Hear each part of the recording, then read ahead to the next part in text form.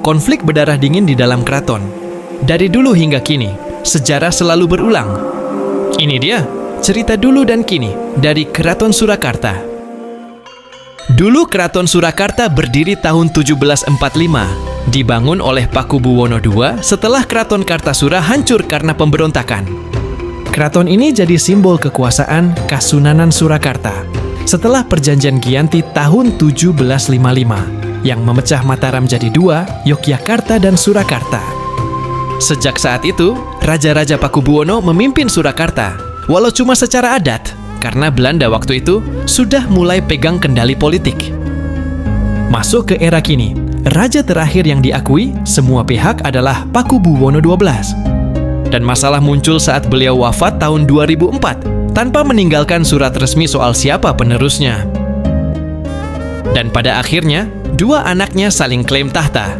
KG.PH Hangabehi, anak laki-laki tertua Pakubuwono XII, didukung oleh sebagian besar kerabat dan abdi dalam, dinobatkan tahun 2004. Dan KG.PH Tejowulan, anak dari Pakubuwono XII dengan istri keduanya, juga dinobatkan oleh kelompok pendukungnya sendiri. Dan hasilnya, keraton punya dua raja, bahkan sempat saling gugat ke pengadilan.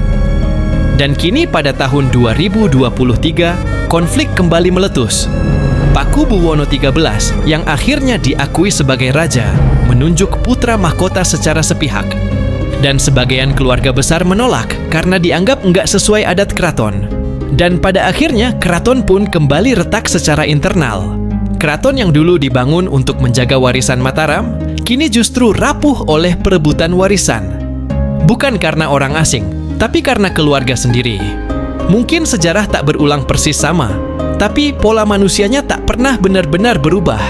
Keraton seharusnya jadi pusat budaya, bukan arena drama. Sejarah bukan sekedar cerita lama, tapi peringatan.